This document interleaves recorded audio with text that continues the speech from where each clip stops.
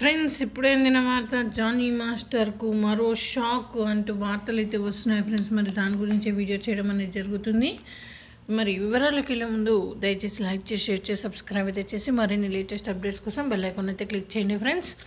అయితే ప్రముఖ కొరియోగ్రాఫర్గా పేరు తెచ్చుకున్న జానీ మాస్టర్ ఓ యువతి అత్యాచారం కేసు పెట్టింది.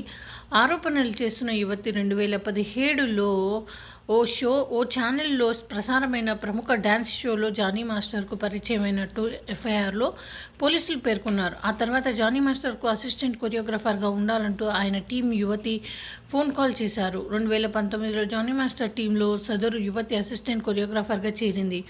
ఒక షో కోసం జానీ మాస్టర్తో పాటు మరో ఇద్దరితో కలిసి ముంబైకి వెళ్ళినప్పుడు బస చేసిన హోటల్లో జానీ మాస్టర్ అత్యాచారానికి పాల్పడ్డాడని ఎఫ్ఐఆర్ ఉంది. ఈ విషయాన్ని బయట ఎవరికి చెప్పవద్దంటూ బెదిరించారని యువతి తన ఫిర్యాదులో పేర్కొంది.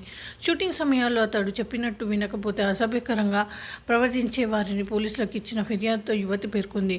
తరచూ తనపై జానీ మాస్టర్ అసభ్యకరంగా ప్రవర్తించేవాడని, లైంగిక వేధింపులకు పాల్పడేవాడని తెలిపింది.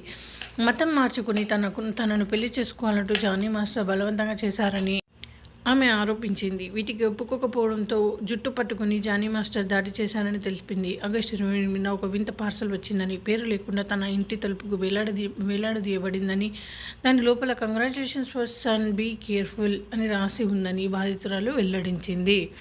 Johnny master alias Shaik Jani బాషాపై అత్యాచారం కేసు నమోదయ్యింది. పలుమార్లు లైంగిక దాడికి పాల్పడ్డారంటూ ఓ యువతి ఫిర్యాదు చేయడంతో రాయదుర్గం స్టేషన్ పోలీసులు కేసు నమోదు చేశారు. సెక్షన్ 376 రేప్ కేసుతో పాటు క్రిమినల్ బెదిరింపు, గాయపరచడం క్లాస్ సెక్షన్ల కింద ఎఫ్ఐఆర్ నమోదు చేశారు. అత్యాచారంతో పాటు బెదిరించి కొట్టాడంటూ బాధితురాలు తన ఫిర్యాదుతో ఆరోపించింది.